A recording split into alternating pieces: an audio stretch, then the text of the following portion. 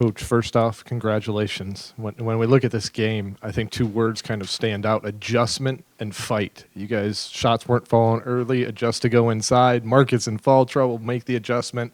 Can you just talk about the adjustments that you continue to make in this game and the fight that the guys showed to hang in there? Yeah, I'll start with props to the guys because I agree with you. Like the fight is there, the ability to have flexibility, everyone being ready for their moment and their opportunity. It was cool to see. Like you mentioned, Mark gets into early foul trouble.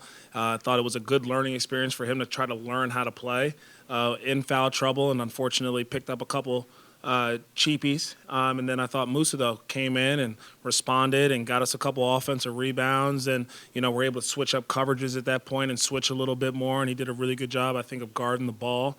And then it's good to see, like, Josh come and enjoy the team. And I thought that he had a couple moments here and there that either helped us defensively or offensively. Miles, Nick Smith, and Melo, it was a great team effort. And at every moment, everyone had to kind of step up to the plate, and they did a really good job of responding. Coach, you've talked a lot about Miles and what he brings defensively. Offensively, it really seemed like today he was locked in and wanted to bring it with things. Can you just talk about the job that he did to stay on things and how confident you are in him having the ball in his hands and kind of running things? Yeah, I think we're just seeing him be more decisive, more forceful. There's a couple plays, obviously, where he's catching and he's shooting from three. The ability sometimes to, Melo's run a couple pick and rolls, and Melo's either scored or he's hit the seam, and Mark gets something going. But it's like, hey, how do we get the ball out of Melo's hand and let somebody else play make? And it feels really good to be able to go to Miles, who's a really dependable playmaker. I thought all of a sudden we go sideline pick and roll, guy goes under, or they switched it and they were kind of lazy and he bangs a three. I think when he gets the switches, he's able to get himself downhill and play with force. And so I love the way that he's kind of just coming into form and not only playing defense, like you said, but giving us a lot of versatility offensively too. Charles Nick's had 34 points these last two games. Since he's been in the starting lineup, he's looked more kind of confident, offensively at least. What did you see out of him tonight and really these last couple of games? Yeah, same old Nicky. Making plays, and he is a dynamic offensive player, and you can just see he's earned everybody's trust, and he's done it. He's earned that trust because everyone sees how hard he works on a day-to-day basis. They see the talent in him. We all watched his Greensboro minutes and just saw how great of a job, obviously, he was doing there. I think he had a 33-point game. So you just have so much love and appreciation for a guy like that cares so much and wants to impact winning and wants to just keep getting better. So I think that it's self-work and preparation by Nick, and I think it's just he's earned everyone's respect, and so we continue to give him the ball and try to put him in some situations to help us.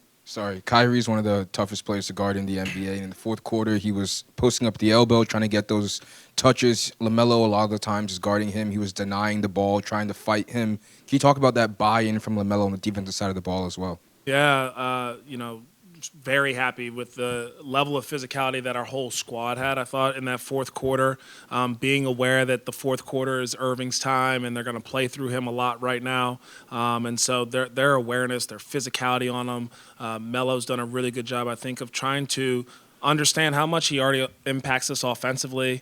But if you want to win in this league, you have to be able to play both sides of the ball. And he's, I think, elevating his mindset. He's elevating his kind of footprint on that defensive side, which I'm very happy to see, and I think the whole team kind of fuels off of that. Yeah. LaMelo offensively, I think 9 assists in each of the last 4 games. How much of that is a concerted effort towards him facilitating more, just good old-fashioned shot making? Is there anything to attribute there with LaMelo having the increase in assists? Oh, yeah, I definitely think that it's a willingness to continue to trust his teammates. I think he always does, but you know how it is. Sometimes you're playing the game, and I've thrown it to the guy a couple times, and a turnover happened or a missed shot happened, and it's very easy to say, oh, okay, now I got to do it myself. And I think that I've been really impressed with over the last few weeks and just throughout the whole season as he continues to grow, and we've had a lot of different lineups out there. He's helping bring along everybody with him. He's helping make them better. And so if the defense is up in a pick and roll and they're forcing him to get rid of it, instead of trying to dribble through it all the time, because sometimes he will hit the seam pass, and then he lets Mark go to work, or he lets, I think, Josh Okogie or Cody Martin had like a seam pass either today or last game too. So Nick Smith coming and slipping, and he'll hit him on the pop. And so he's just trusting his teammates and taking what the game gives him. And he understands he's going to have the ball in his hands a lot anyway. Now, a few double-doubles for Mark Williams the last 4 games as well, but opposing centers have had big games, Vooch with 40, Gafford 30. How much do you limit what the opposing centers can do, and how much of that does fall on Mark? Yeah, I think that sometimes, whether we're switching and bigs or sometimes offensive rebounding, I thought our guards did a much better job tonight. In the second half versus Gafford, I thought we saw 2 or 3 bodies on Gafford to try to limit some of his offensive rebounds. And then I think in the post, it's good learning opportunity for Mark sometimes.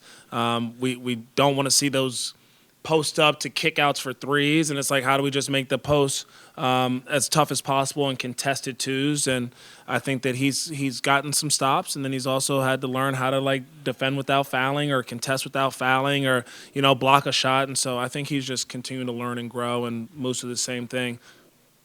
You mentioned with Melo, just what are you seeing from him in terms of growth-wise the last, I guess, even a couple of weeks here? You guys have won 3 out of the last 4 games. What has he done that's helped you guys boost yourself in these victories, especially? Yeah, I think his two-way play has really helped us. We've made an effort to play with more pace offensively, and I think the whole squad has kind of bought into that, and he's really the head of the snake when it comes to pace and his attacks and willingness to either go finish in the attack or collapse the defense and kick out for some early opportunities. And then defensively, like we talked about, he's denying Irving at the end of the game, being more physical. I feel like our transition defense, we're having a lot more communication and urgency to get back. And so just really impressed with his overall two-way game and not just trying to be offensively focused. In the atmosphere today, I guess, out there with the crowd, can you explain as a coach just, I guess, the guys feed off of that a little bit, just the energy from the crowd? What about that tonight, if at all? Yeah, what's funny? I'm glad you asked me that because I actually feel like the crowd has been great like all year. And early in the season, unfortunately, we lost some games, so it didn't like come to my mind to say it. And then like today, you bring that up, but I think the crowd is like even during the holidays, we had some really good juice and energy in the stands, and so I'm super appreciative and thankful for Charlotte. I think continuing to support and try to build this home court advantage because we really do truly have, I think, a great team, a great city, and great fans. Had a rough December record-wise, just had a player get traded, have had a ton of injuries all year. Can you kind of speak to the resiliency of this group and how they're buying into your message your first year as a head coach, about 3.5 months in? Yeah, resiliency is the best way to put it. Dealing with adversity is what we talk about. Yesterday, our quote of the day was, tough times don't last, but tough people do. And I think everything we've been through just continues to make us stronger. We're focused on the right things and how we can impact winning and how we're obsessed with daily improvement. And the togetherness in that locker room, I think, is pretty special. And so I've just been really happy no matter what happens, no matter who's available, the team just keeps making progress.